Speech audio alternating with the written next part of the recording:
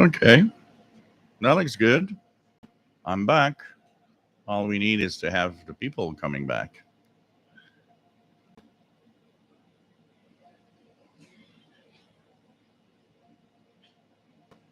Hello.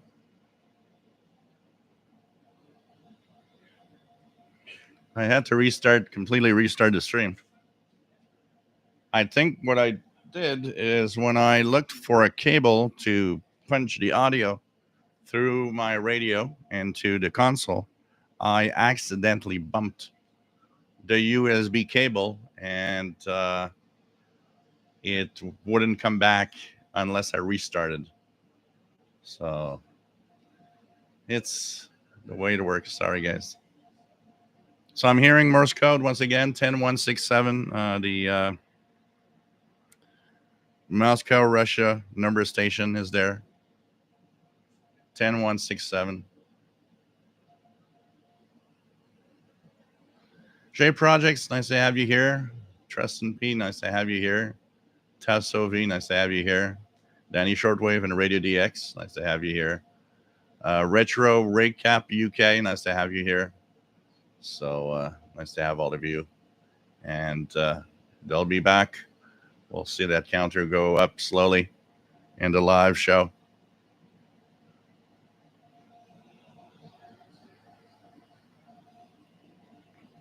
Robin Spalding, nice to have you here from Berkeley, California. So once again, the M12 Moscow, Russia number station is on 10167 CW. Hearing it here, pretty good. Matt says, I was going to say, I'm sorry I missed the BBC Midwinter live show, but I was at the hospital that day for my daughter. She's all good, but needed back surgery. Well, I hope everything's fine and that she is in splendid form. Nothing fun about being in a hospital.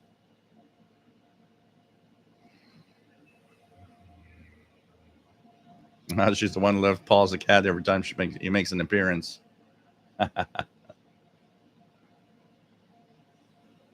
Paul is great. He's been going around the neighbor's yard a lot, and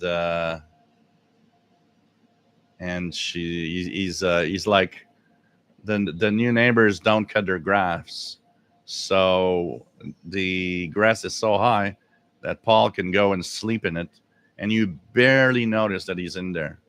And I think he likes that. So he's been going.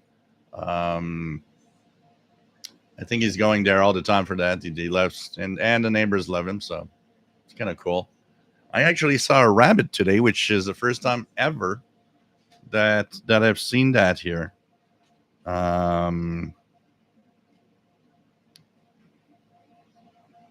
If I go here,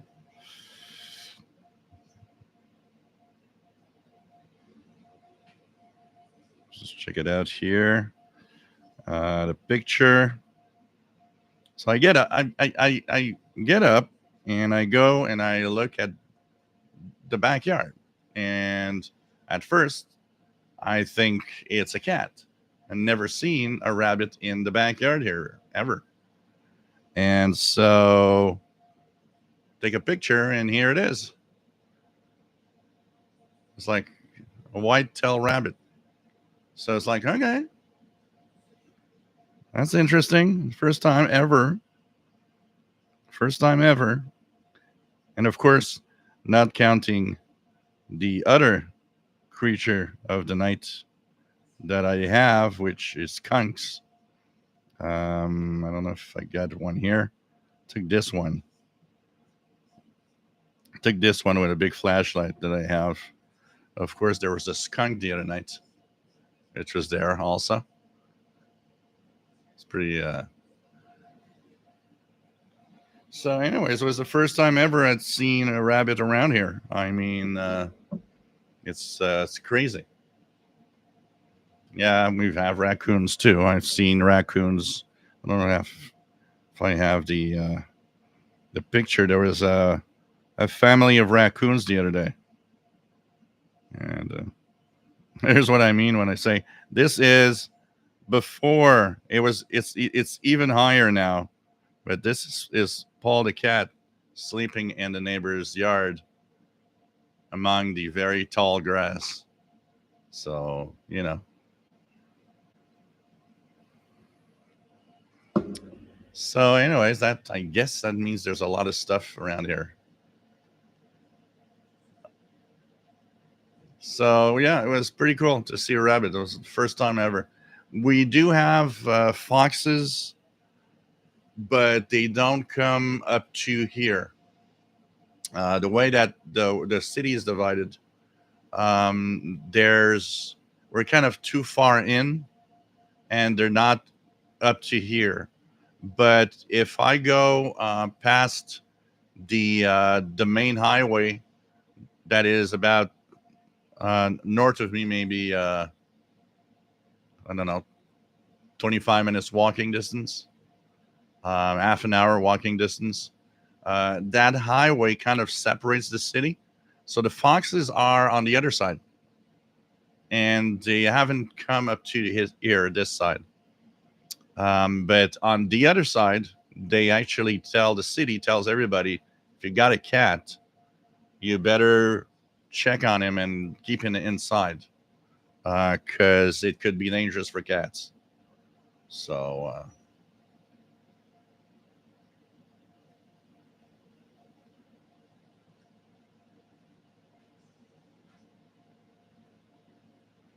Mike Hill, nice to have you here from Northwest Arkansas. Got a DX286. Looking forward to playing with it. Yeah, everybody loves Paul. I mean, it's just crazy.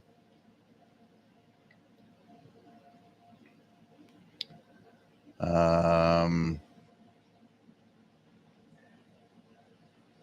on the air. Foxes. Uh, uh, uh, uh.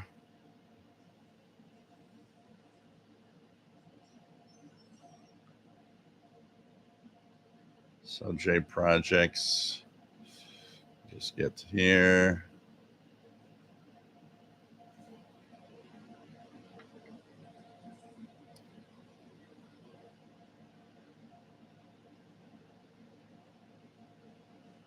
J Project says lots of rabbits in San Diego too.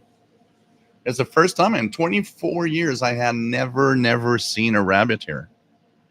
In 24 years of living here, I had seen raccoons, I had seen skunks, I had seen I don't know how to call them in English. They like to come out of holes in the ground. What would be the name of these beasts? Anyways, and a lot of cats. Yeah, it's a white-tailed rabbit that what I took a picture of.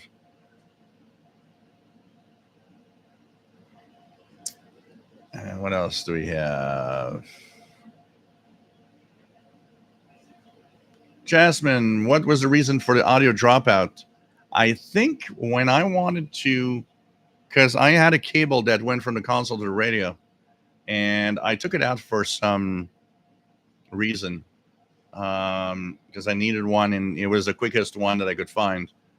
And I thought it was still there, but it wasn't. So I moved the headphones around, and I've noticed that on the console, the USB plug that goes to the computer is easy to, it's a little shady. It's easy to kind of bump off. So I didn't notice, but when I put the earphones, I think I bumped it off and the audio went off. But the problem is this console, when I plug it back in, whatever software I'm using, I have to completely restart the process because they don't see it as long as it doesn't restart the software.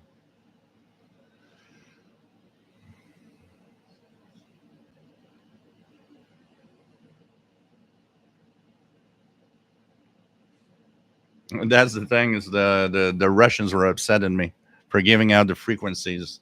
Maybe they were sending out some secret code for Ukraine. RJ Dakota, get foxes, coyotes, and deer. It's been a deer behind my backyard, raccoons and skunks as well, as snakes nearly a meter like have been seen around here. Wow.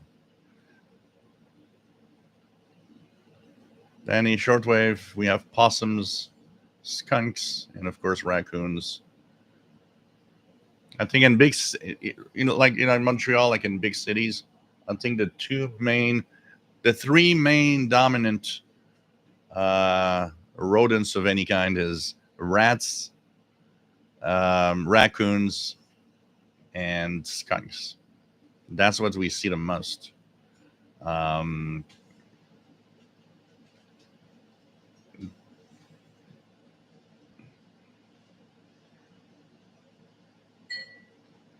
I mean, Paul is pretty big. Um, I think he'd probably be okay, but I wouldn't want Paul to get hurt by a fox or anything.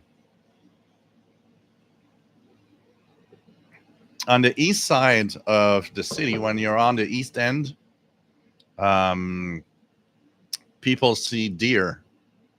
They cross they cross the river and they come on the island of Montreal. So on the east side of the city, you actually can see some deer too.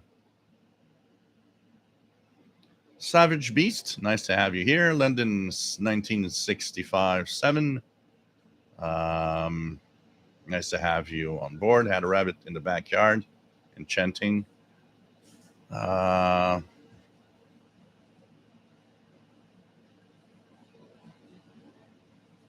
yeah, Paul is great. Groundhog. Thank you, Tessa. Groundhogs. We have groundhogs. But that also the groundhogs. I've seen them only 1 year.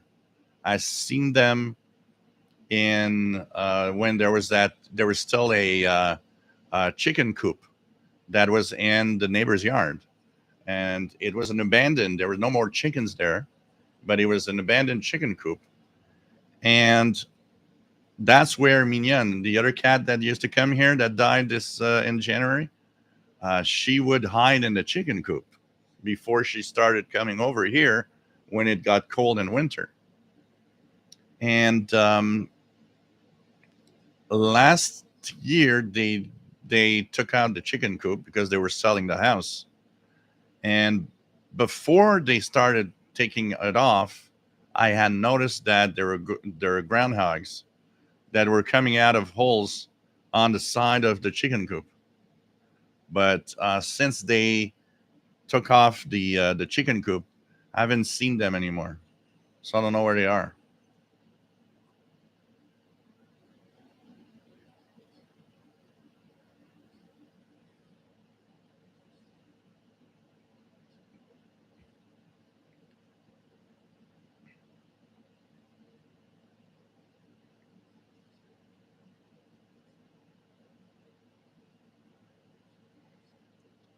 Um, and the neighbor downstairs got a new cat. I will show you guys. That cat is so freaking cute. He's 6 months old, and the first thing she did when she saw me, says, "Come here, I have something to show you." Look at that. This is so cute, so cute. Really, and he's super affectionate. He starts meowing if he's alone. He always needs the presence of somebody. And I was like, wow. But Paul the cat doesn't like him at all.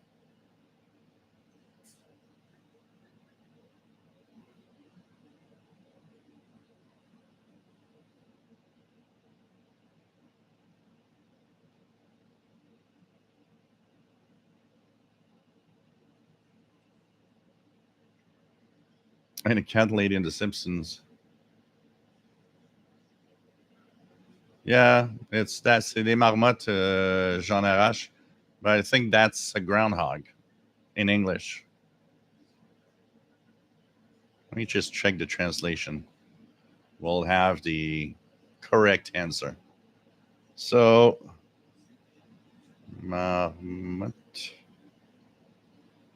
in English are marmots. It's the same name? So, marmots.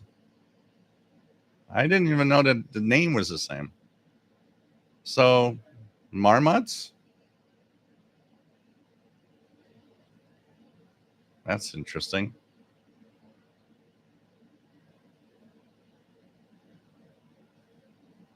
That is interesting. Okay. Oh well. We learn all the time. Um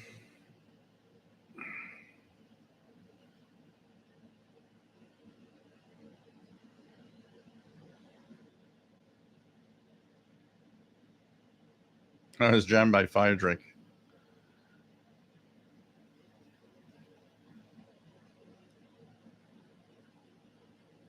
Yeah, squirrels. Squirrels. There's a lot of squirrels too here. The worst I have to go with right now is on my the front yard.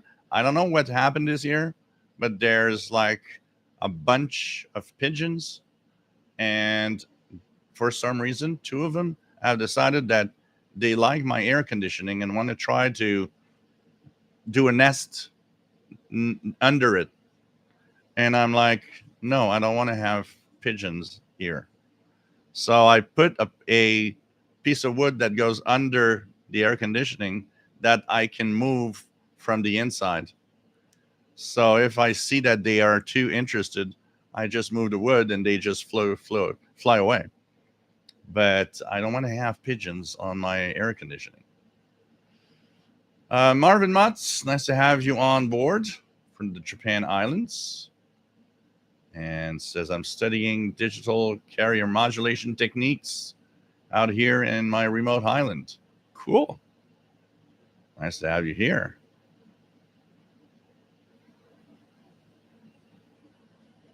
Hi, Simon Templar. Nice to have you on board.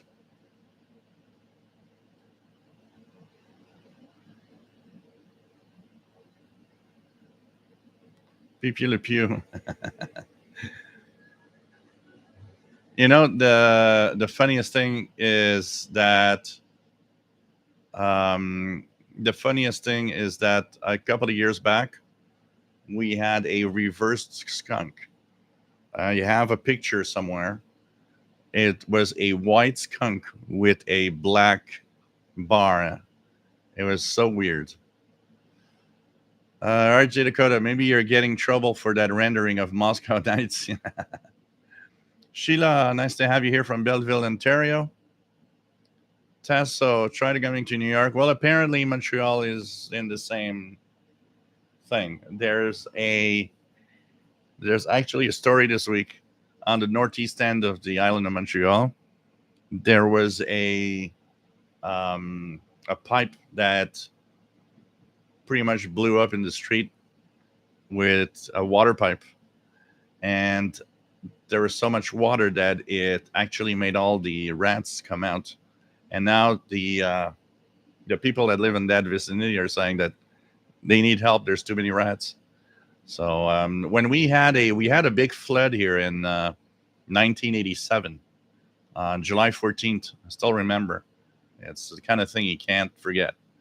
We had what is the heaviest thunderstorm I've ever seen in my life, and actually, it was three really big cells that passed through the island of Montreal back to back. It lasted like 40 minutes. And I'll never forget what it looked like. It was crazy. In that 40 minutes, we had 100 and something like 120 millimeters of rain, which is a lot of rain, which it's like more rain than we should have in a month.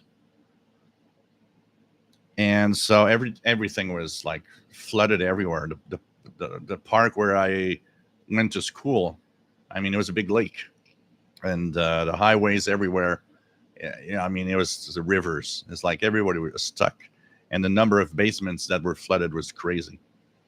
Um, they said that when that happened, that millions of rats died, drowned in the gushing water everywhere.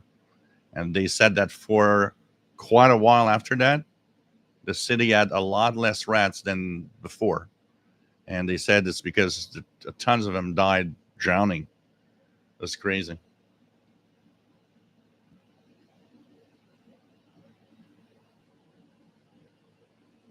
Sweatcuts, there's a good sized field in my backyard, and I've seen coyotes, skunks, raccoons, one tailed deer.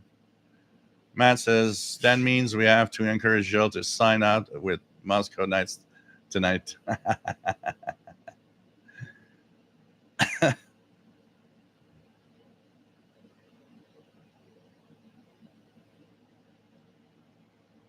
Yeah, there's actually a hole in the ground here and the front. And my next door neighbor told me she saw a rat come out of it. So I'm trying to figure out how I could shut it down or close it down.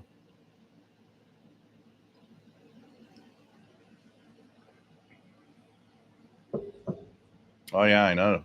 They give warnings here with coyotes and all of that.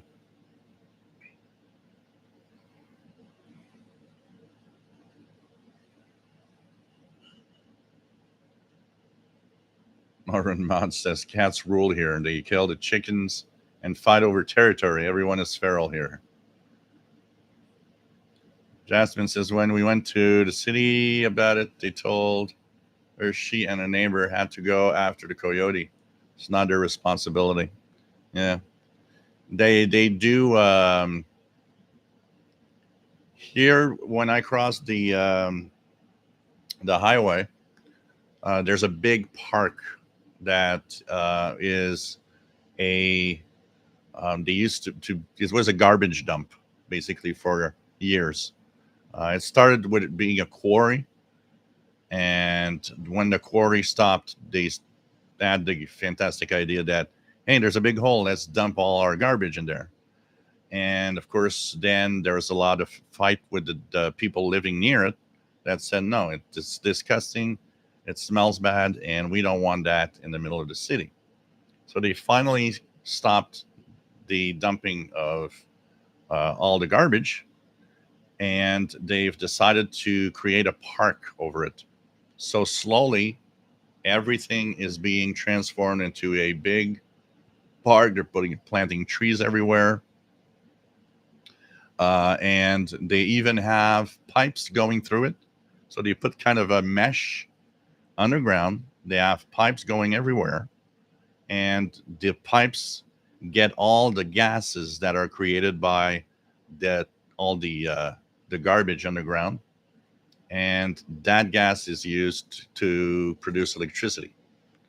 And it's actually a world-renowned place for like understanding what can we do with our wastelands and make them better, because this is what they're doing there. They're transforming which was a garbage dump into a beautiful park where people want to go and bike ride, and it's huge. It's really really big. Going around it, walking distance, it takes you a good 2 hours. It's really something, but they're not. It's not complete yet. The half of it's done. The other half, they're still working on. Dumping whatever they have to create the put the land back. But over there, everywhere on the fences, at you know, every like stops or every places where the roads will cross.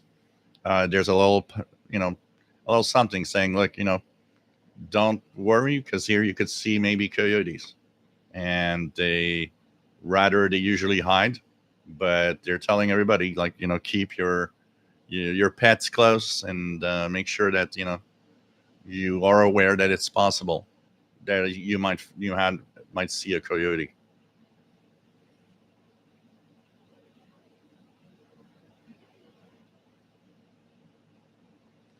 Keegan Dexter, Tom Tom has been around for 10 years here. Well, it's about the same age as Paul. Paul just reached its ninth year. It's starting its 10th year. So it's going to be 10 years that I have Paul next year in June.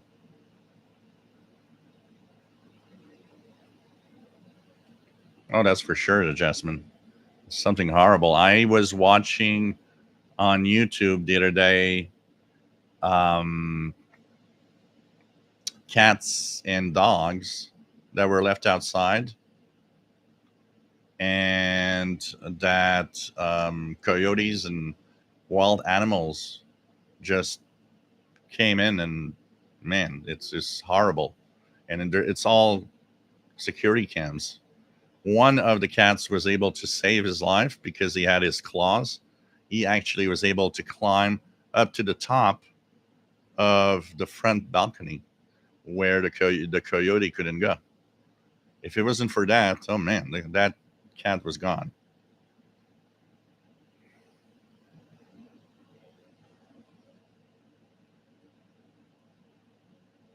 Yeah, the cat is so cute. That little kitty, they called him Simba from the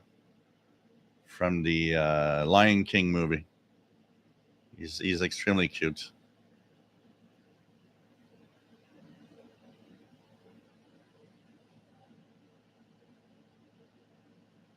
Peter Marshall, nice to have you here.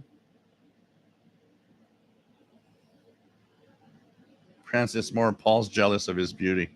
Yeah, maybe.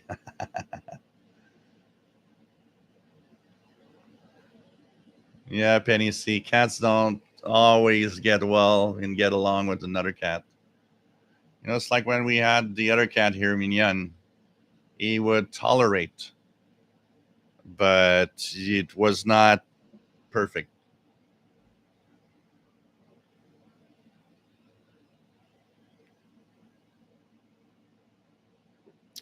That's something that I would like to do. Put a bird feeder, maybe. Bob T.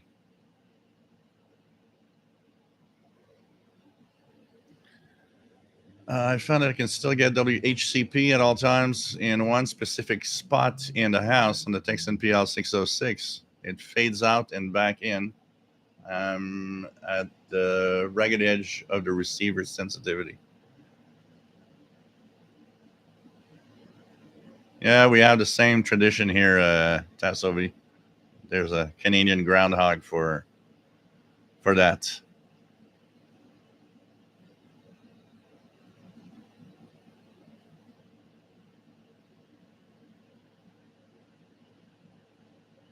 Mandarino DXer. Yeah, I did. I'm looking at some kind of do it all ham transceiver that for 2 meters, 70 centimeters, and all of that. And I'm looking at all the capabilities of all of these radios. Um, and DMR might be something interesting that I would look at for sure.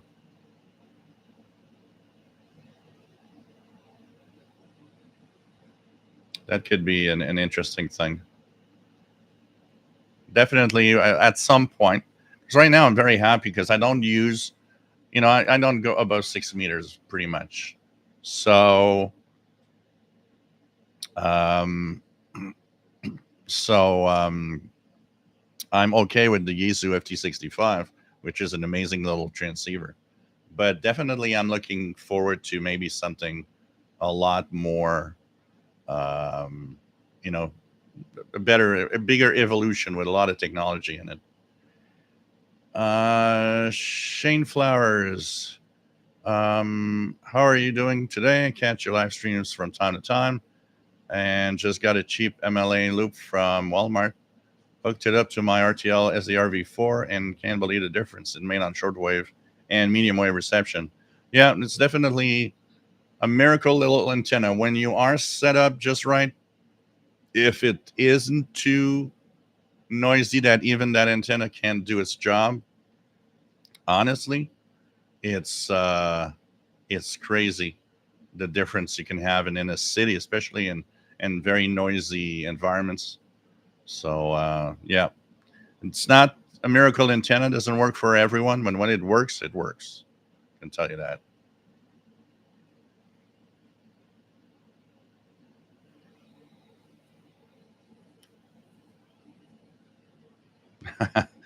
That would have been nice, Jasmine, but no, unfortunately, it did not reverse the smell.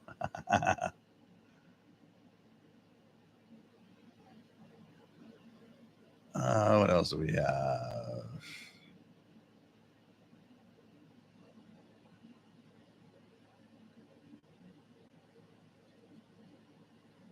What else do we have?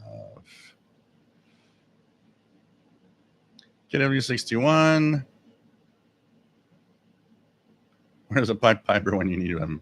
Yeah. Jay, Ottawa is looking at bird control for the rats. Yeah, there's all sorts of things.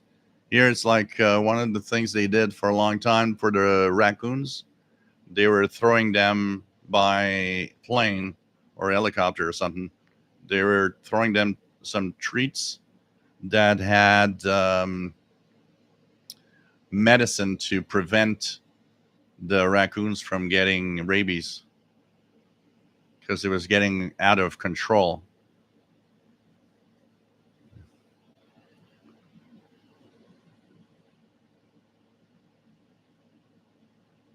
Yeah, my Tesla, my Shoyung LC90.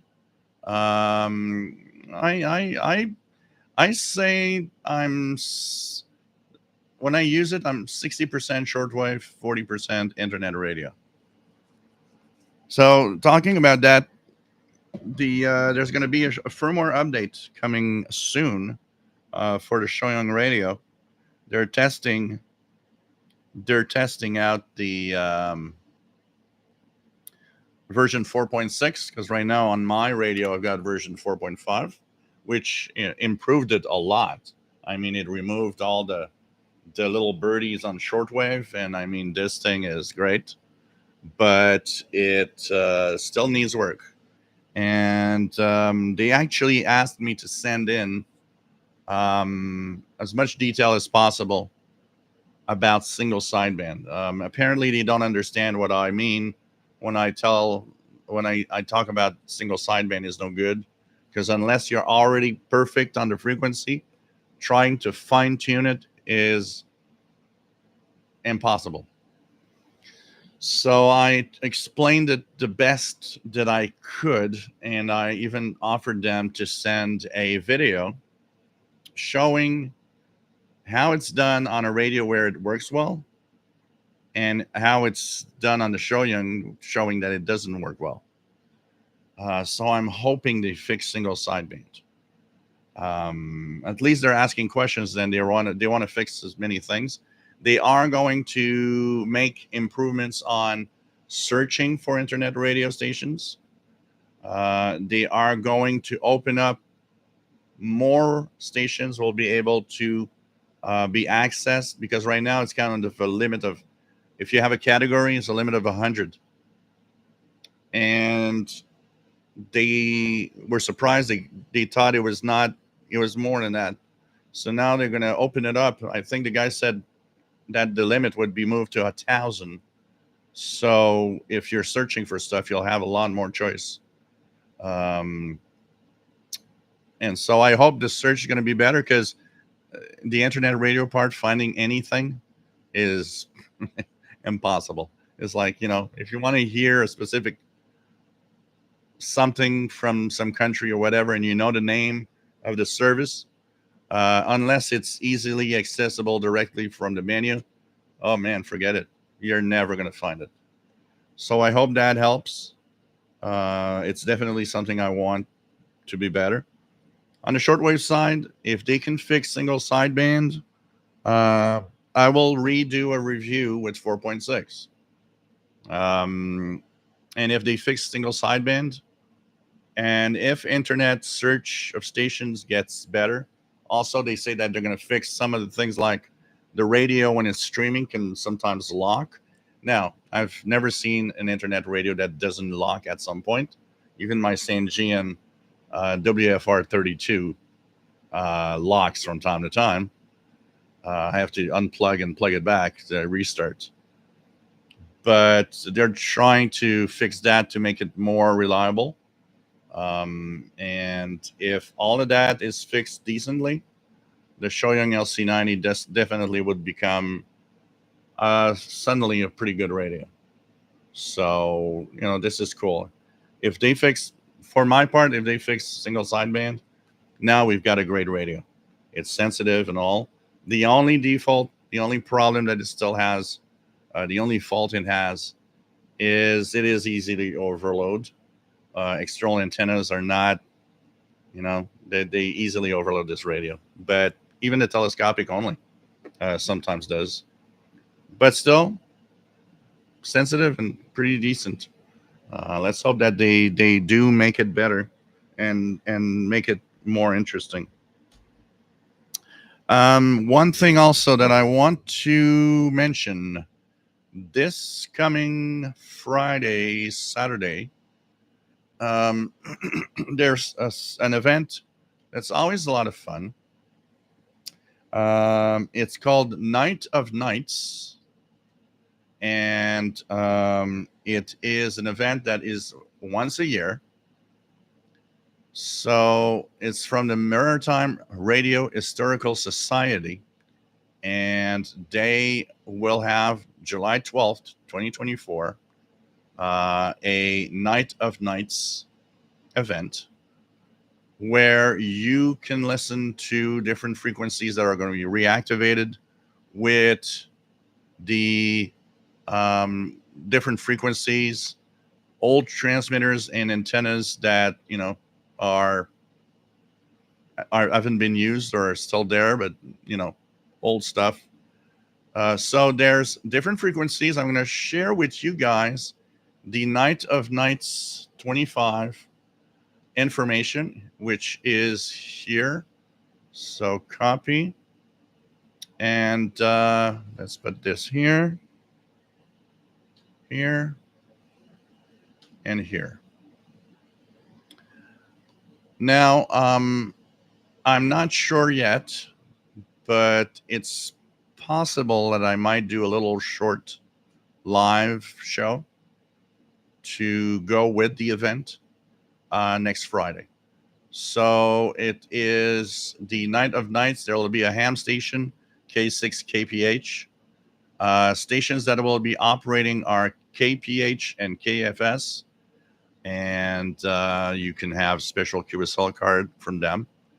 So they'll operate on different frequencies from the medium wave band, 500 kilohertz, 426 kilohertz, all the way up to the different shortwave frequencies that they have. So this could be a very interesting event to go through. As they're saying here, this started on July 12th, 1999, and now they do it every year. So Night of Nights takes place every year on the 12th of July. First transmission takes place at 5:01 p.m. Pacific Daylight Time.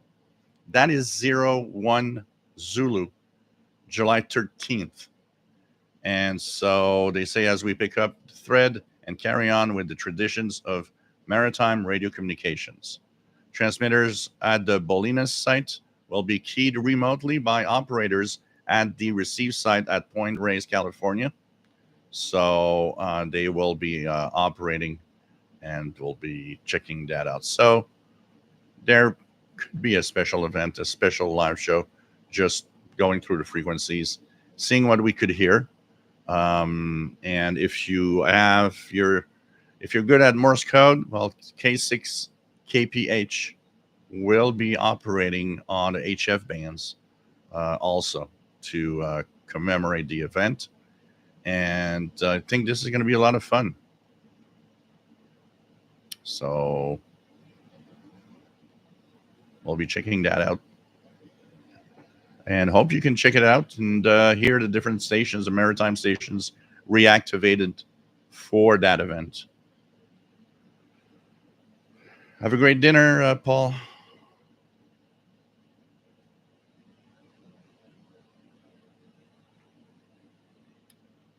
Jerry Hart says, I live 3 blocks from the Canadian border, and I see all kinds of wildlife coming from the Niagara River Gorge.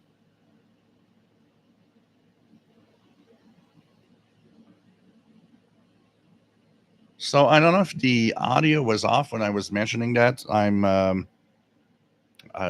think it was okay, but like I said, I want to do some event at some point, and also do a lot of SSB voice for July.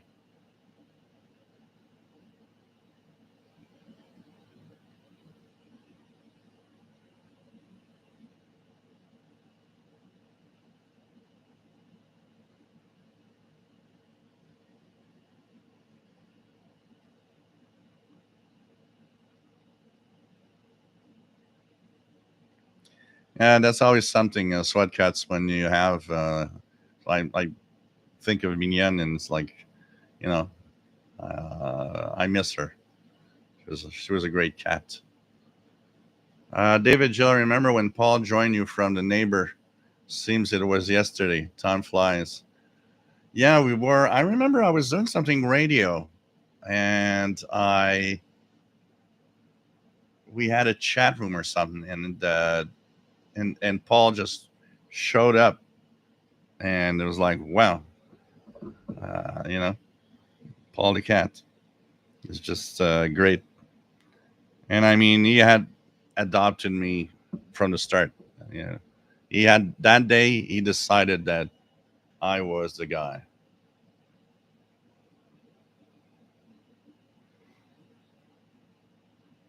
Jasmine says, controversial opinion, but any owner of a domesticated cat or dog should not leave them on their own outside.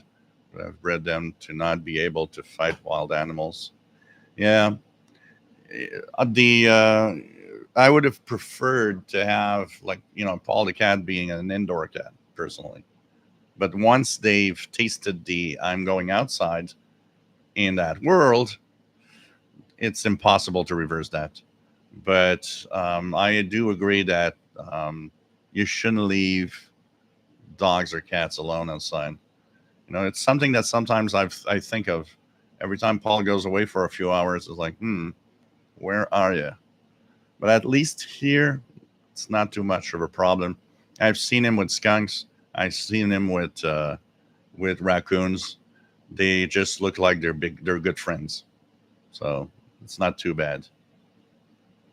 But if I had a kitten, I would train the kitten to always stay inside, never go out.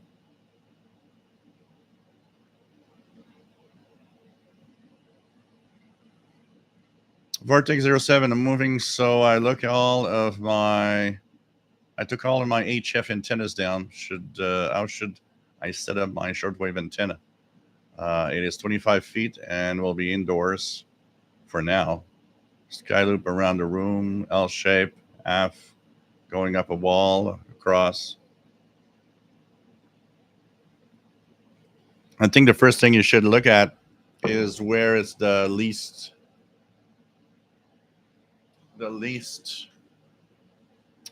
noisy, and from there, looking at putting up something there.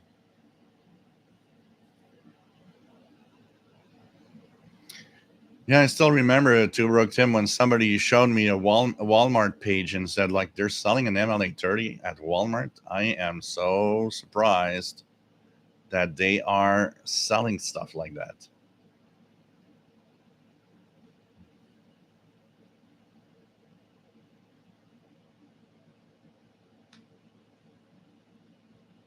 Hey, Brian Penny, nice to have you on board.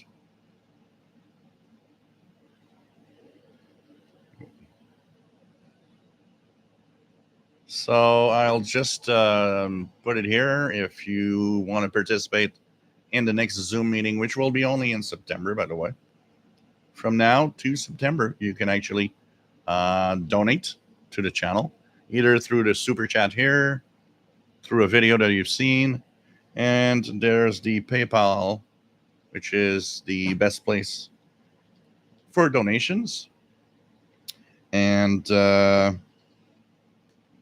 this could be used for getting a maybe a Kiwi SDR and installing it here so that you guys can tune in if you want. That'd be fun. Or anything else, getting radios to test out if possible.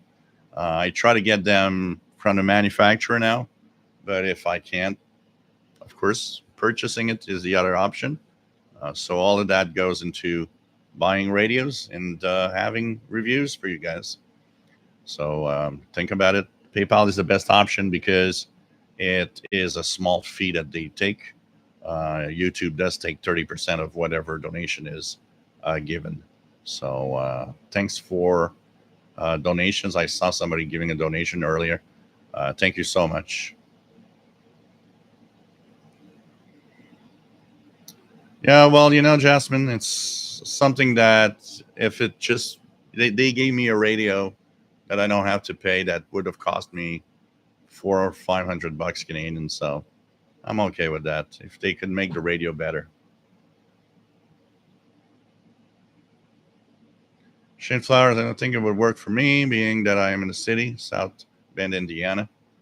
Um, I thought it would be too noisy, but it is. It makes a huge difference. Oh yeah, it's depending on where you are. It's crazy. A lot of people, it pretty much saved their hobby to have that MLE 30. Take care, man. Radio DXer. Radio Kid says my RFI is actually worse outside now. One of my neighbors got something about a month ago that blankets, particularly 31 meters, and is centered on 90 to 80. Almost sounds like Christmas lights. Huh. Wow.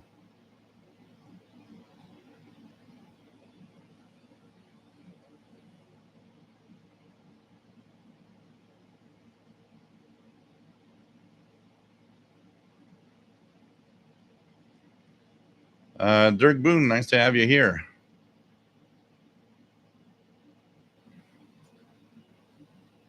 No, WLO is its own thing. It's not going to be there for because it's not in the same part.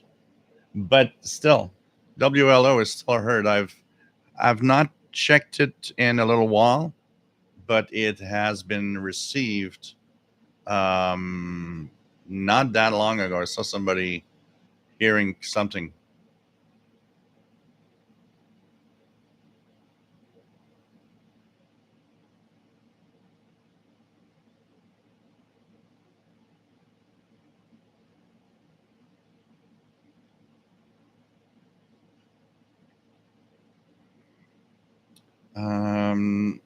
Jasmine, I'm still amazed at all the work they did to communicate with and relay communications from ships at sea.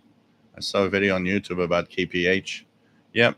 And you know what? There's still a lot going on.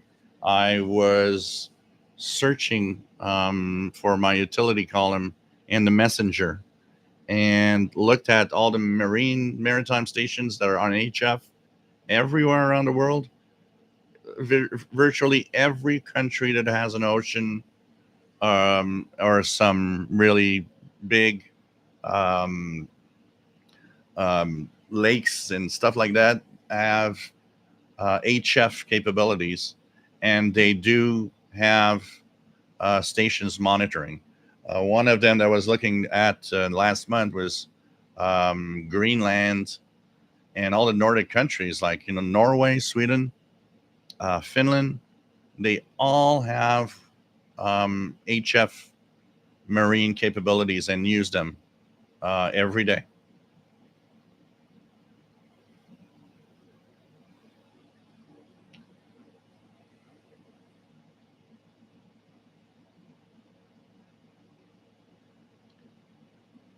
Yeah, 11635, the HM01.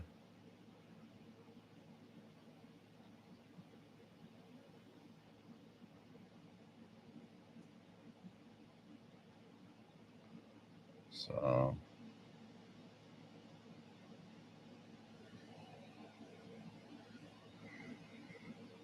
yeah, some cats do that. It's like I remember a friend of mine had a cat, and every time the door opened, it was like a magnet. The cat had to go out. Tony Mangy, nice to have you here.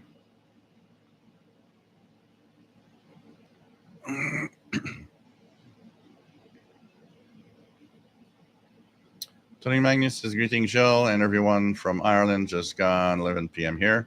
Great to see the DX286 performing so well. I have the SR286, bit expensive but worth it.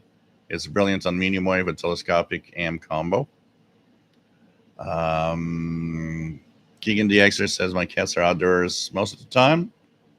So I hunt for mice and rats, and they have a place to come in and eat food, drink water. So yeah.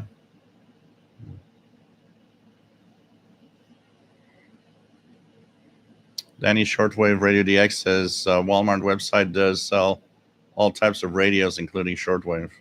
Wow. Penny C, what do you cover in a Zoom meeting? It's a different thing because we're all together, and it's like being together basically. And so we'll have discussions. We'll talk about stuff. Sometimes there's questions that pop up, but now we are live, face to face, which is so different. We'll tune the bands together.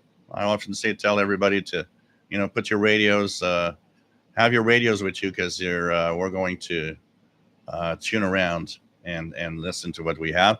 And I'll have suggestions. Often have suggestions of one of the tuning sessions.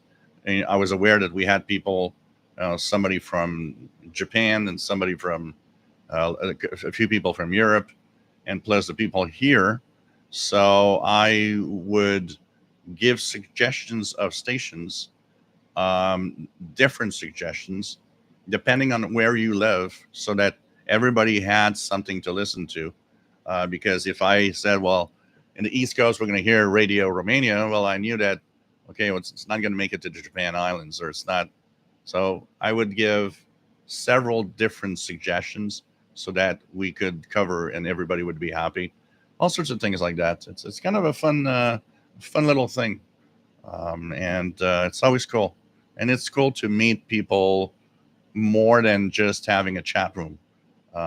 It's like, really meeting the people themselves, and it's a whole different experience.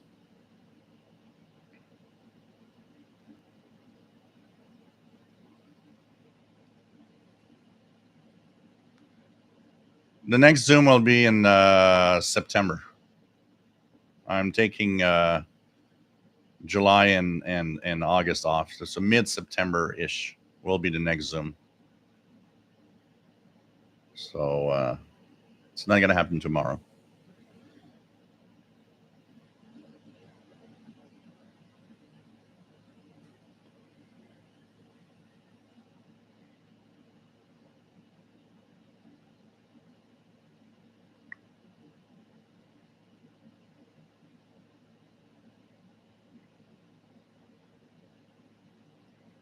What else do we have here?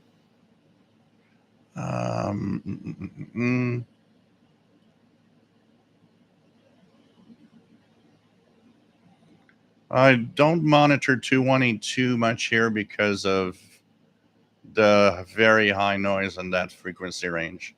I do go down from time to time to the 2 megahertz range because I hear the Canadian maritime stations giving the coastal weather conditions in mornings on 2598 and 2749 from different parts on the east along the St. Lawrence River and Nova Scotia and in Newfoundland.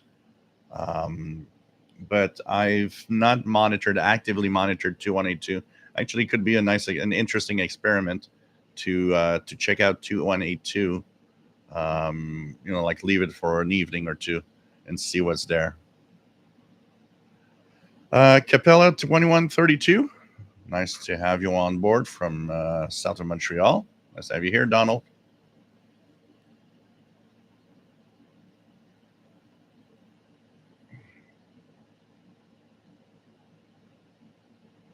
Yeah, there's a lot of stuff also that is in a different frequency range. Um, like here, we have the Port of Montreal, which is very active, and we have the um, St. Lawrence Seaway. And what happens on those frequencies, most of the communications are in the VHF range. So, for example, there's a park that I go to in the southeast part of Montreal called Parc Belle-Rive. There you see the boats that go into the St. Lawrence Seaway, but also the ones that go into the Port of Montreal. And that and all the other boats that are for, you know, cruise ships and stuff for around the area here. Well, you hear them on the VHF range. So a scanner radio is best when you're in a place where you get to the port because the HF will often be used mostly when the boats go out far at sea. But on the local ports with the boats, with anything that is maritime, they revert to VHF, and so they listen to the VHF range, which is around 156, 157 megahertz. So I bring a scanner radio with me for that.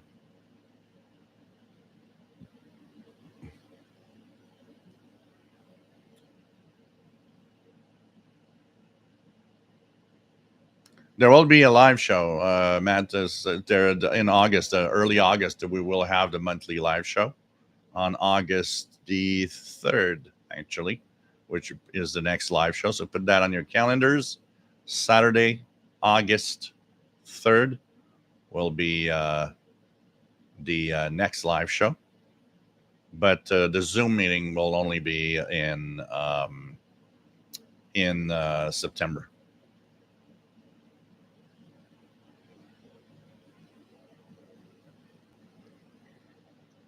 Penny says, sounds interesting so far. I can only get frequencies after sunset with my indoor wire antenna. Maybe I need the MLA 30 to be able to receive more frequencies. Yeah, depends on the noise you have and what you're getting with that indoor wire antenna. But an MLA 30 could definitely help out. Jasmine said, yeah, I can sometimes hear 2749. Good night, Art. Take care, my friend. And 2054, yeah, 2054 is more for the west end of the West Coast. I never heard anything on that frequency on the west part.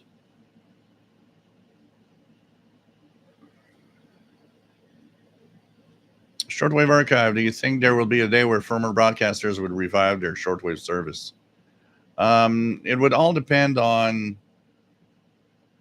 two things. First of all, if they kept their transmitters in working order, that's the biggest one. Like here in Canada, it's simple. Why, even if you would want to have them come back, uh, the transmitters are gone. So the transmitters are gone. They're not going to come back. It would cost too much money. Um, if the transmitters were there, it's not impossible. Actually, there's a very interesting report on the Wavescan show where they did mention that most of the Voice of Russia transmitter sites are being kept in top shape working order. That tells you that they know they could be used again. And so they were saying that even in in Kazakhstan and Moldova and these places, they're really keeping the transmitters top shape, making sure that they can be fired up. The antennas are being taken care of. And so somebody somewhere is thinking, well, let's keep that possibility because we never know. And some broadcasters go through WRMI. Spain is going to have a great example. Spain has decided that it's changing and putting up brand new shortwave transmitters. They're replacing all their transmitters to make sure that they continue on shortwave for years to come. It shows you that there's a reasoning behind it, and the reasoning is there's a lot of people still listening. Spain actually mentioned that the fishermen at sea, and there's a lot of people that are in areas where there is no internet, but they want to hear Spanish national radio, and that it's shortwave is the best way to do it.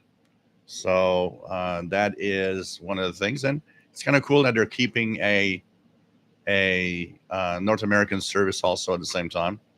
But they've started to change brand new transmitters. Look at Radio New Zealand, same thing. They've replaced their transmitters with brand new transmitters. So they plan on staying there for a long time. They see that there is definitely a need for shortwave radio to exist. And of course, everywhere that's a difficult place, like all the countries in Africa, is very complicated. The big services want to keep their service there because shortwave is the way to go and get to the population. Same thing in Asia. Look at China. I mean, the incredible amount of transmitters they have. They know it's important to stay on the air, and they know that it's really there that's happening. Two Broke Tim says, not a chance internet has taken over. Internet has taken zero over shortwave. It's not what the reason for shortwave to not exist. If a station has gone off shortwave, the internet had zero to do with it. And the reason, and you could see it easily, the shortwave stations went off the air way before the internet was there. A lot of stations went away in the 80s. In the 80s, there was already a decline, and there was no internet. Had nothing to do with that. It's the internet is not the way you broadcast because you don't know. Put yourself online. Just an idea. Put your station online. Nobody knows about it. You don't even know where to look. And people are not searching for, I want to listen to Radio Romania. The people that do that are people like us that might want or might have an internet radio, or at some point say, well, I'll listen to their broadcast today on the app. But for the rest, nobody knows. And if, like I say, if the internet was taking over radio, then we would be listening to everything that we have right now and that was in the past online. We're not doing that. And a lot of stations are gone. Radio Netherlands never had an online service. They knew it was not, that's not what it was. So the internet has nothing to do with shortwave going. It's really, really a bunch of other stuff. The interference is the number one reason why stations are going. The fact that you turn on a radio and hear nothing because of the noise, then you're not going to write in. Look at HCJB. HCJB, what they had, they did say that there was a decline in the 90s of the number of letters being sent to Ecuador. So there was a decline. And that, once again, we're talking way before the internet. The decline also has a lot to do with, and I think if we could make a chart, I would bet that we could easily see a chart of the rise of noise and less correspondence, because people wanted to listen to their favorite shortwave station, but they wanted to have a good reception of their shortwave station. They wanted to have it easy. add noise that's growing, and that makes it more difficult, and their static is there all the time, and you don't want to listen anymore. And I'm pretty sure that a lot of it is that, and a lot of it of going away was, um, once again, nothing to do with the internet. It's governments saying, well, why are we paying for this? Why should we broadcast to other countries? Um, and that's a tough one for a lot of people to answer. There's like these stations, like, well, why is taxpayer money being sent to? You could say the same in the United States. First of all, nobody knows Voice of America exists except us. But if you would tell everybody, do you know that your tax paying money is going for a service called Voice of America that broadcasts not to you, it broadcasts to Africa and to Asia and the Middle East? Um, are you okay with that your tax money is going there? Then you have to explain to those people, well, why are we doing this? Why should I pay for that? It's all of that together that makes shortwave less appealing for different reasons.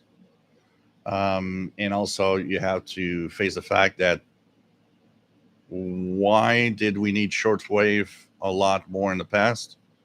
Well, it was not difficult. We were in a Cold War, and countries didn't talk to each other, and there was two big sides where ideology wasn't the same, and we had to talk. We had to send news in some way. Just look, we're going to talk about an event that shows you the importance of shortwave being maintained. In the International Radio Report tomorrow, we're going to talk about the European Union that is stopping all streamings from Russian Federation to its countries. They're going to block all of the different broadcasts coming out of there. And what does Russia do? Russia said, well, okay, we're going to block all broadcasts coming from Europe to us.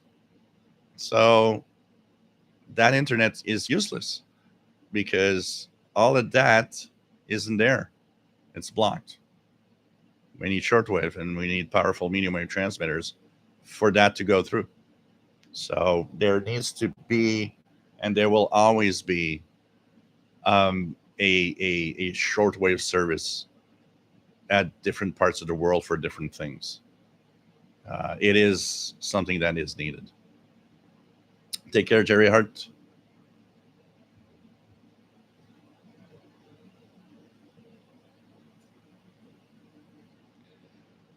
Jasmine says, I heard the biggest reason shortwave broadcasters going away is that tubes used in transmitters are made by like one manufacturer.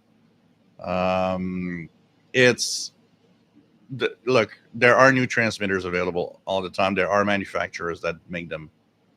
Um, a lot of the broadcasts that went away, though, do have as a basic fact that the tubes did, fry out, and they didn't have the money. They didn't have the money to replace them. In fact, a lot of African stations, a lot of low power stations, that's what happened. Transmitter broke down. We don't have any money to repair it, and it stayed like that. But rich countries that would like to have transmitters, I mean, look at Spain. They're buying brand new transmitters. China is making tons of shortwave transmitters. So, it's not a lack of necessarily um, parts. I think it's more a lack of, once again, it comes a little bit down to what I said earlier. Your transmitter is now slowly breaking down. And you come to a point where the first question you're going to ask yourself is, why are we spending $400,000 for a tube for broadcasting to somebody else? There's no nonsense in there. And of course, shortwave is not commercial, which means you don't make money off of it. So there's all of that together. It's really it's a complex thing.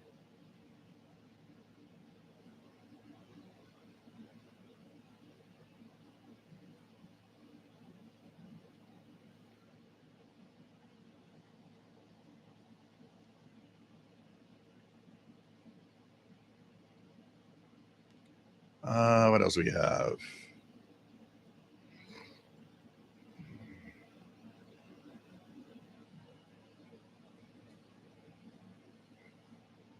Shortwave Archives has heard somewhere that there's talk that Radio Rossi could resume on shortwave via the site near because of the impossible to reach. Yeah, it's not impossible, but it's a fact that all the transmitters there are being kept in good working order. The cameraman, if the radio was the way to go, then why does the FCC gatekeep access to the medium? Well, the FCC simply does a job that it needs to do. It's always been the police of all that is transmitted. So that is simply that. It might not be doing it the correct way or the perfect way, but RJ Dakota, only in North America it seems we're not being to. In Africa, radio is still king. Yep.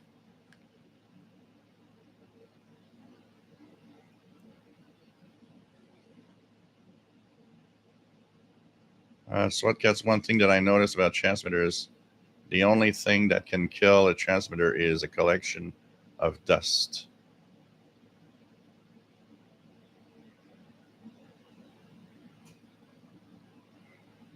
No, internet didn't even kill the international broadcaster because internet, you know, the the people that would go, like, say for example, Radio Australia, that stream that exists still of Radio Australia, first of all, is not Australia like we used to.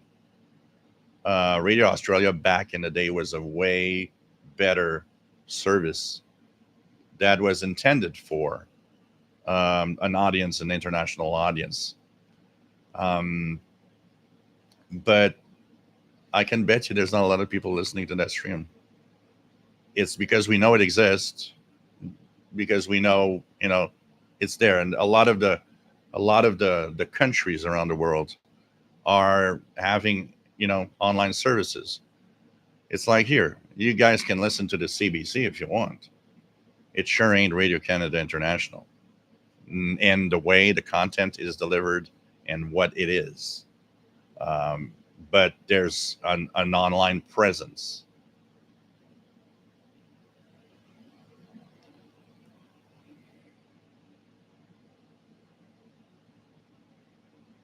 There is one thing that was mentioned, Matt, because he's saying shortwave transmitters don't require anything AM or FM transmitters don't already have. Um, I was listening to Alan Wiener worldwide by accident. I stumbled upon the broadcast, and he was talking about their famous 500 kilowatt transmitter. And he mentioned that for AM and FM broadcasts, that solid state transmitters work well, but that shortwave transmitters were way more complex because you had to retune every frequency that you need to operate on. And it was not the same like on an FM station. It's always on the same frequency 24 hours a day. AM transmitter, same thing, same frequency. So it requires a lot less maintenance. And for the most part, a lot could operate with solid state transmitters, which use transistors. And he was saying that if you want to have a powerful transmitter on shortwave, he was mentioning that tubes were requirement. You could not have a 500 kilowatt transmitter that can tune a very wide range of frequencies without having huge tubes in them for the power. So there's definitely some difference, but it's, I can see why, if you're always on one frequency, things might be less um, you know less complicated for the transmitters.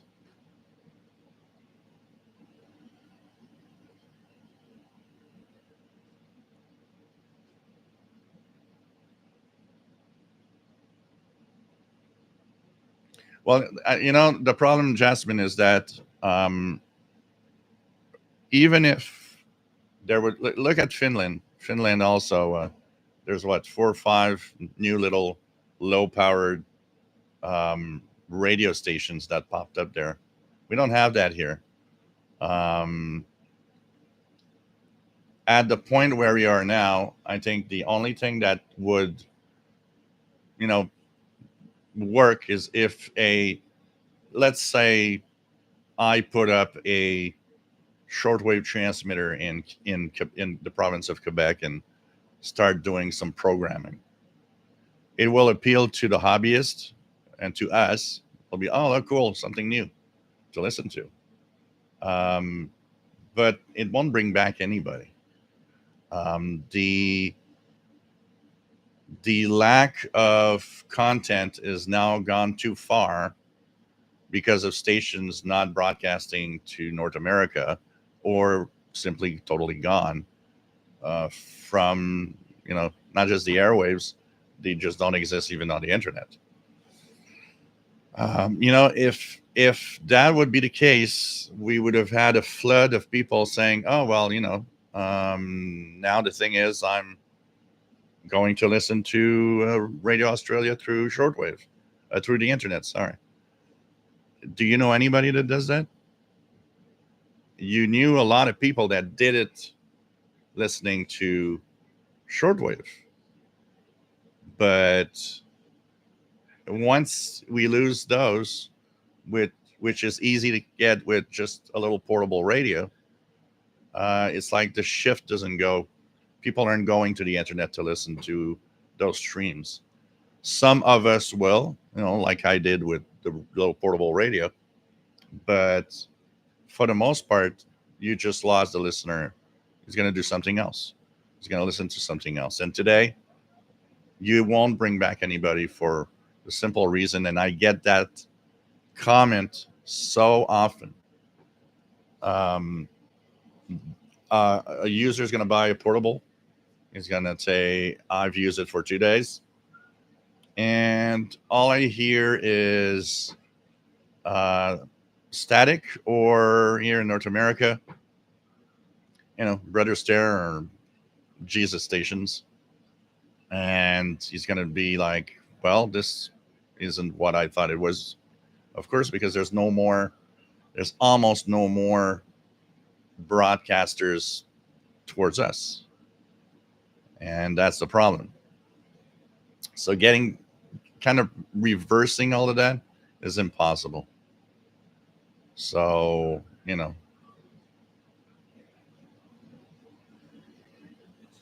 it's really the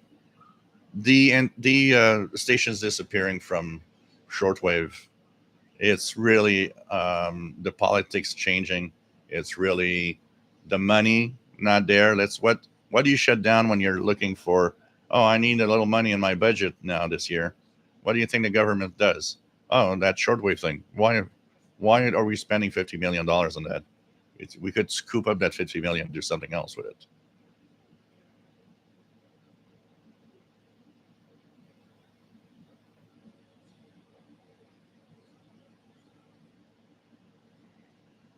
And Tony as a good, pretty much a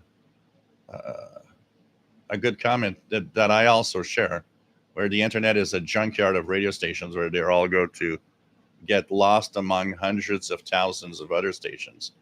And that is true. You don't find anything. It's very difficult to find something in in the internet. unless you very, very specifically know what you're going to go to. Um,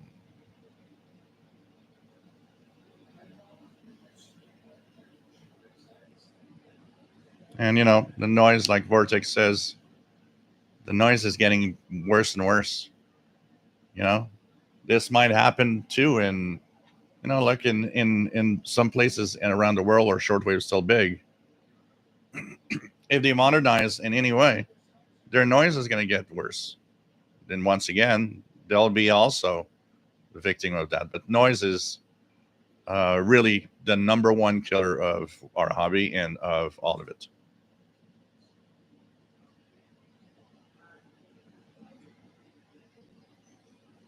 Dave Rhodes, agree with your analysis. Noise came back to the hobby in the past few years, and it's a real handicap. Absolutely. Absolutely.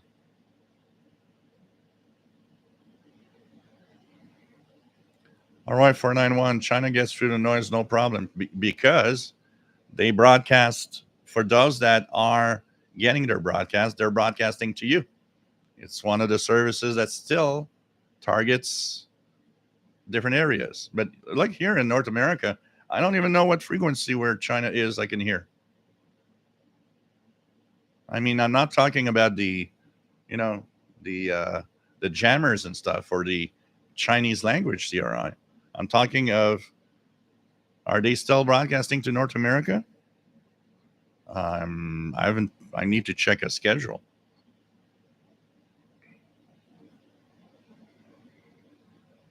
John Beckham says, "Thank you for the your through research and testing of the Quotas NDX 286. My pleasure."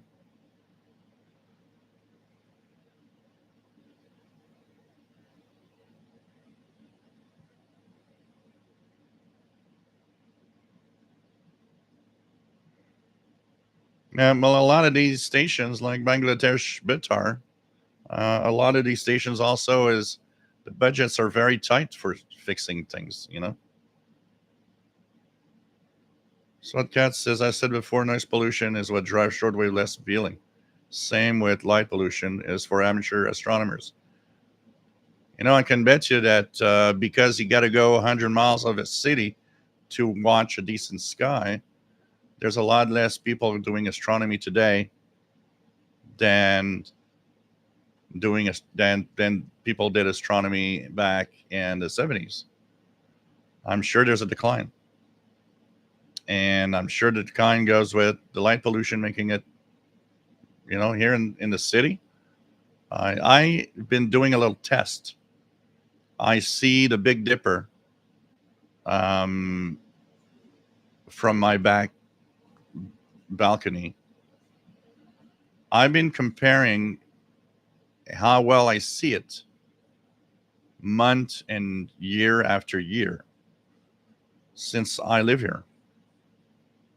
And one of the weakest stars in the Big Dipper was in 2000 when I got here, and up to maybe 5 years ago. Fairly easy to spot.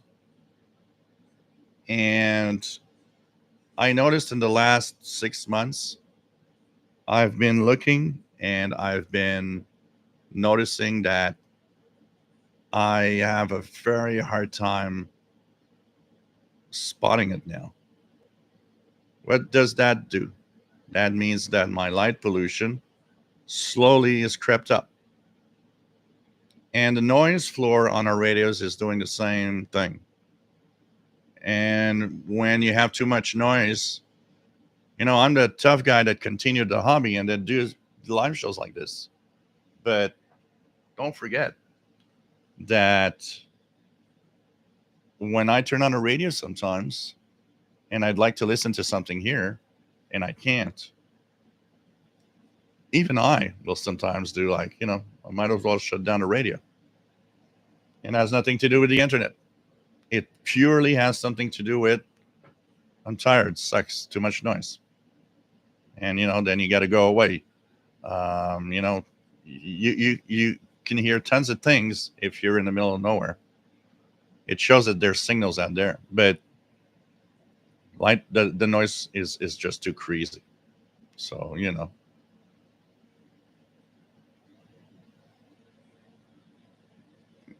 yeah, but Jasmine, for a VPN to work, the internet has to work, and in many countries they just shut it off. The switch is off.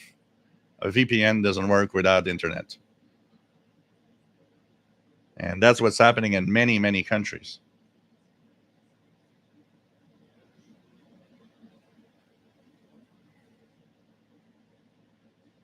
And you see a lot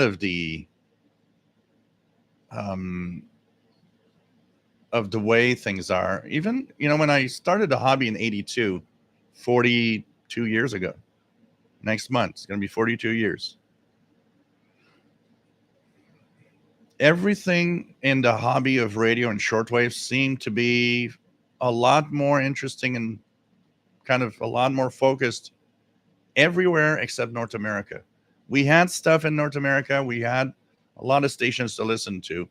But when you would look at schedules carefully, you'd notice that we were left out more than a lot of other continents. And that is,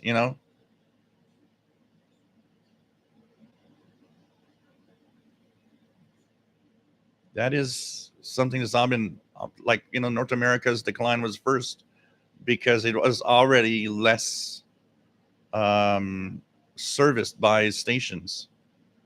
And a lot of the broadcasters we heard were not even intended for us. They were broadcasters for, their own country. All the stations we heard from Africa, they didn't broadcast in North America. It's just that we had no noise, so their signal was crystal clear. We could hear them. I would bet you that for a lot of us, if this instant tonight, I would recreate the same landscape of radio signals that we would hear in 1982. But the caveat, I'll keep the noise to our level that it is today. And you will see that tons of stations that you easily heard in 1980s will not even be heard today because the noise is going to be over it.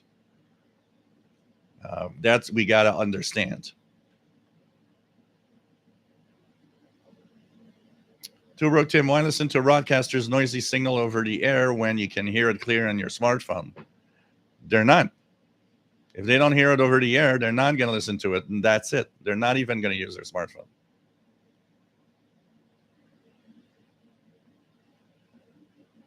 They'll do something else.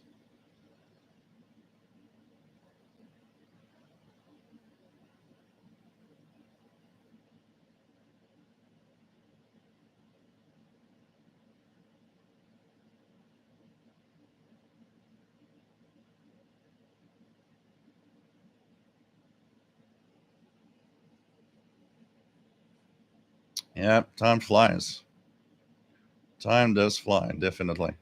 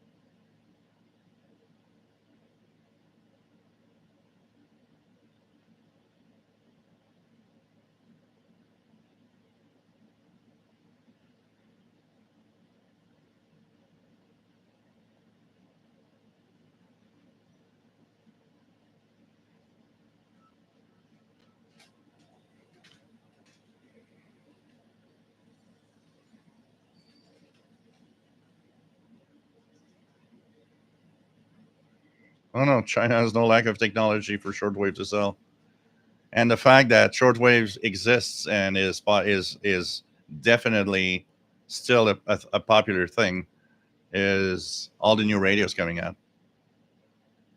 I mean, you don't create uh, a plant to manufacture 20 radios and that's it. you create a plant to manufacture thousands and thousands of radios to sell and make money. And I mean, look at all the new radios. Look at the Kodacen. Look at the Shoyung. Shoyung is different. It's going into a hybrid mode, which is nice. I do like that. Um, but the thing is there's still tons of companies making new radios. So there are definitely people buying them somewhere.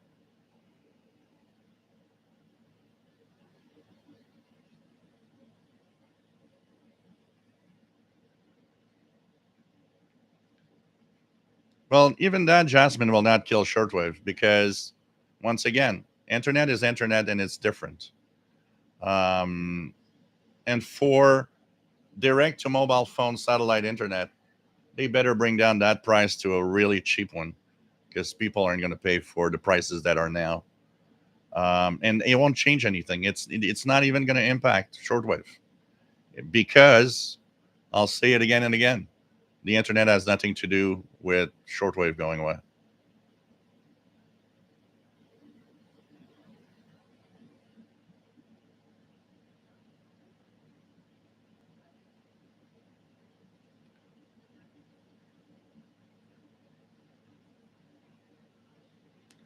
Well, actually, AM transmitters, Jean Arrache, are changed patterns, changed their patterns because of day and night differences in the propagation.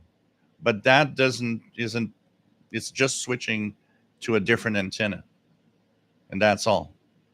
They'll have an antenna for daytime and antenna for nighttime. It's just a switch from one antenna to the other. So the transmitter itself really doesn't have nothing to do. It just continues to transmit. Yeah, it could make simple radios back in the day. Yeah.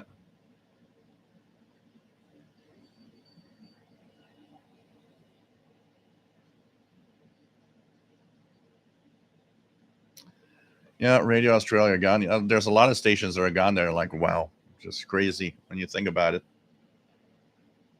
It's like HCJB when they had one of the guys from HCJB interviewed on AWR Wavescan. Um, I think it was Alan Graham, and they discussed the disappearing of HCJB from shortwave. And one of the things that they mentioned is that, of course, the reason why HCJB had to leave was because of the Quito airport. It ended up that they didn't even have to move, but everything was already started to, dismantle antennas and let's find a new site for the transmitters. And I mean, they had found a new mountain, a new place, which is in the middle of the jungle. And they sat down at one point and they looked and they said, wow, I didn't think it would cost that many millions to rebuild this. So what happened is that's when they took this decision to leave shortwave because they would see that there was less and less people writing in, and they couldn't justify spending so much money to restart the whole thing for a handful of listeners in the end. Because the idea, and he did say it, if there would not have had any changes, if they would have learned way before they started that they could have continued from the PFO transmitter site, he said that it almost, Alan Graham said that the probability of HCJB still being on the air today in 2024 was probably they would have been on the air still. They would still be having programs for across the world. It's the fact that everything went kind of down the drain because of the dismantling and the fact that they just couldn't rebuild at another place where it's too expensive. I mean, HCJB was a huge operation. They had their own power plant because Ecuador didn't have enough electricity to power their own transmitters. So they had their own power plants and generators and stuff.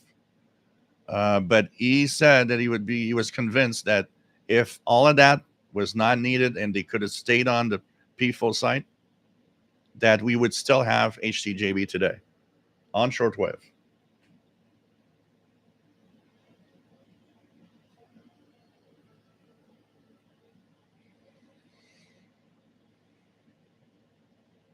Hello, Alexander.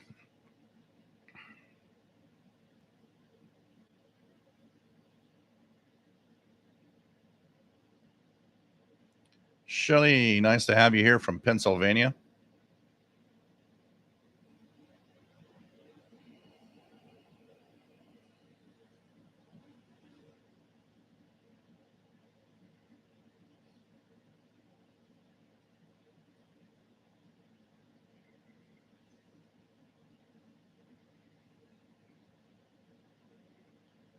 As long as radio is free, radio will always be there because going to the internet means you have to pay every month for some service. And radio has never been like that. Radio has always been free.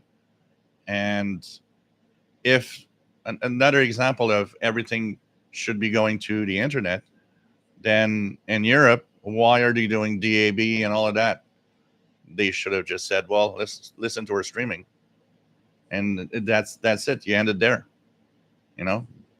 And no, their radio still exists. It exists in a digital format, which is still radio. And the thing is, radio is free, and that will make it live quite a long time in the future.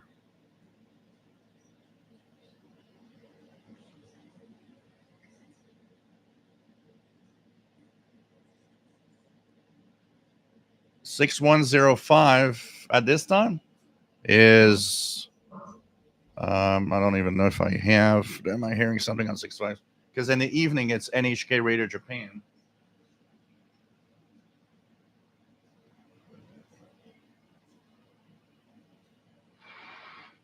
I've got nothing here right now, but if you're talking later in the evening, it's Radio Japan via France. That's all evening with a very powerful signal.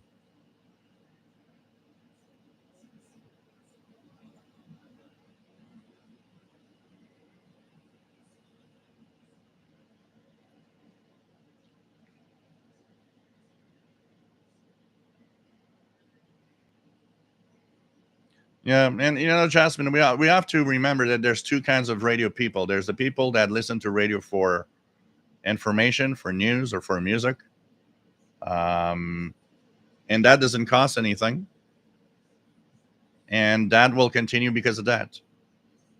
We will not see a internet only or whatever radio because there are people that will always want to have on the air free stuff. And as long as the stations can make money in that, they'll continue broadcasting on the AM FM band.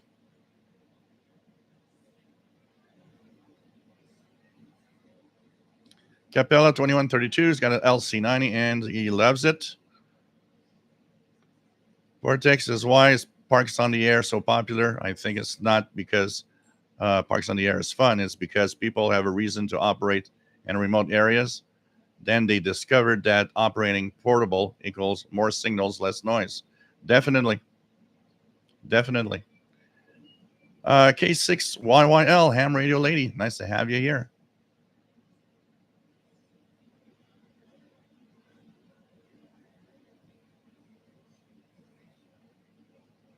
Brian Penny, selfless self-promotion. Tons of stations to listen to on pirate radio bands, absolutely. On North America and Europe. And yes, Brian Penny has an excellent pirate column in the CIDX Messenger, and it's absolutely free.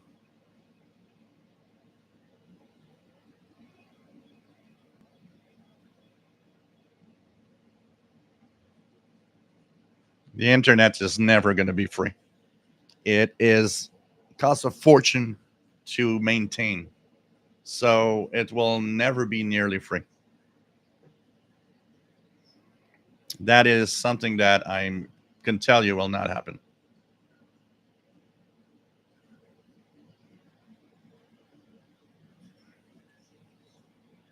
In fact, here in Canada, they were talking about how not just smartphone contracts, but internet services prices are going up everywhere.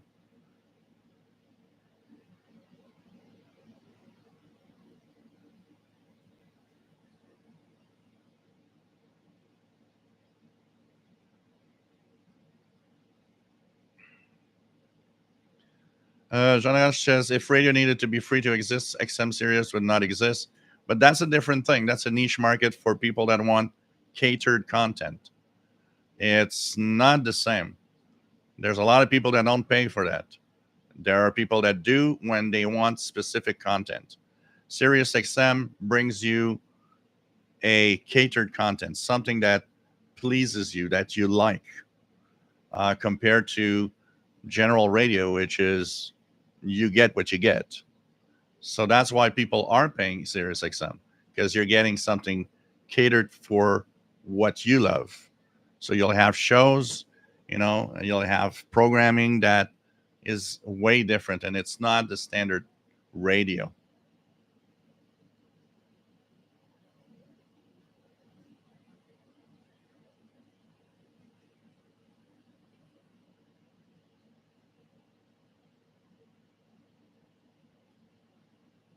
Yeah, John Beckham. It's NHK Radio Japan. That signal is so strong.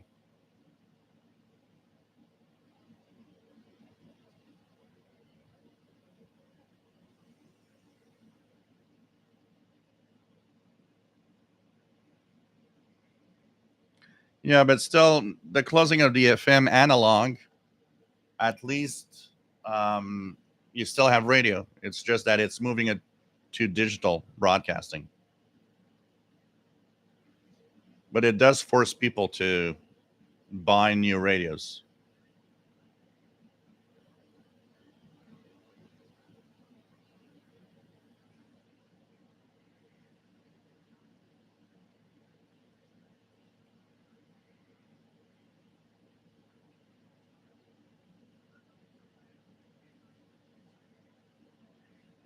We'll flip.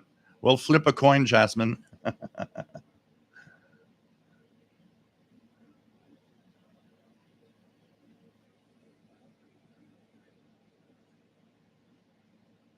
That grayish behind my left shoulder.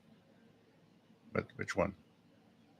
That grayish. So I have the old radio here.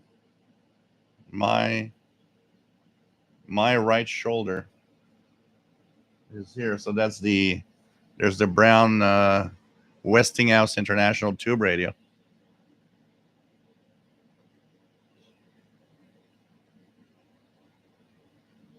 Then I've got the ICOM on top here. That's the ICOM ICRD 500. And then there will be, as I do have in the background here, the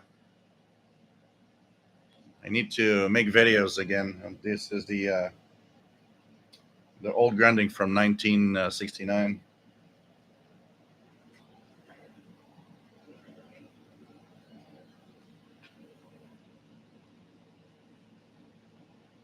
Cool, Penny C. Take care.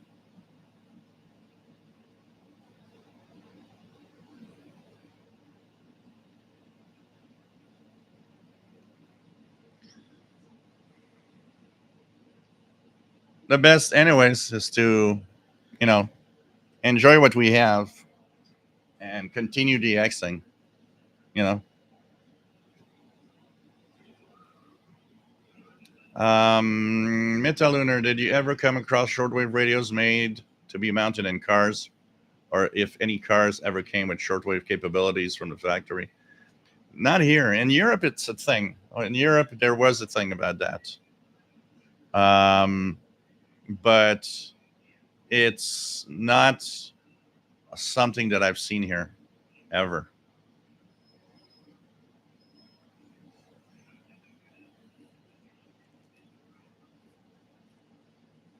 Yeah, that's for sure a shortwave archive. That's the way it is. It's like watching TV. You know, if you watch standard TV, yeah, there's a lot of ads. That's how things get free. You know, we're in. It's a complex thing because a lot of people don't understand that ads make things like this, for example, possible. But that's another story. K6YL ham radio lady, propagation can be very variable. Tons of QSB and just fade away completely, like someone pulled the plug out. QRP stations slip away easily during QSB specifically. What happens to all the old analog radios when a country goes DAB? There's a lot of electronic waste, sort of like when the US went digital TV, lots of tube TVs and trash. Yep. Unfortunately, that's what it creates. That's what it creates. And that is sad, but it just, you know, it's, um, it's creating a lot of trash. Definitely. Now, you look at a radio like this, the Westinghouse that I was showing here. I mean, this tube radio with AA's AM and shortwave. I mean, if you think that tomorrow morning there would be no more broadcast to be heard on this, it would be kind of sad that this doesn't, you know, wouldn't be used anymore.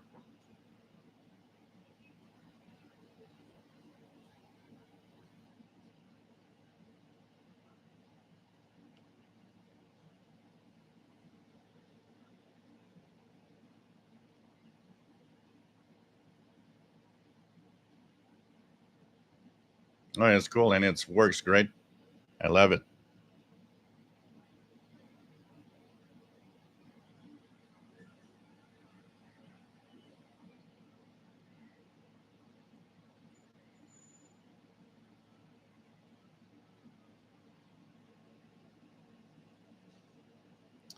It's kind of interesting to see.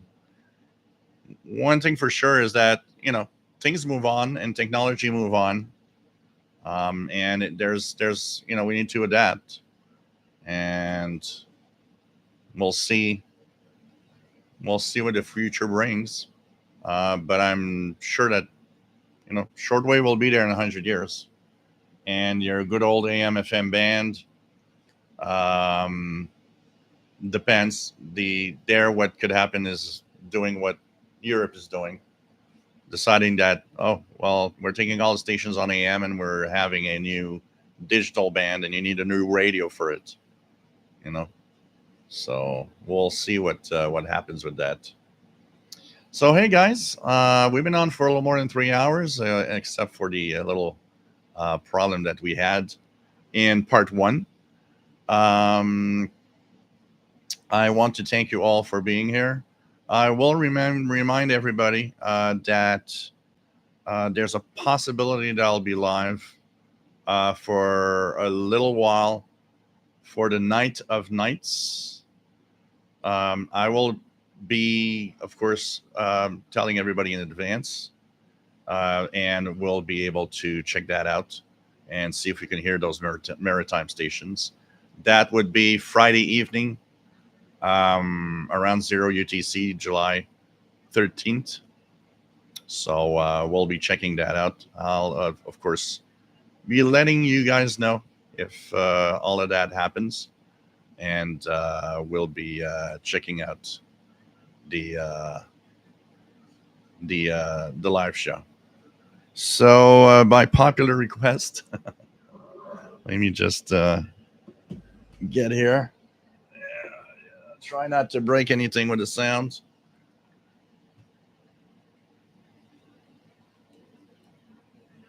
Thanks, Brian. So let's check it out here.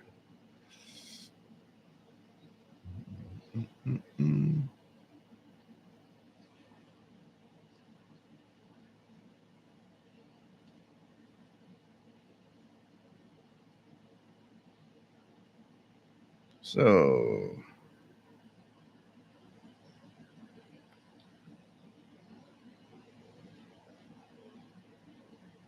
that.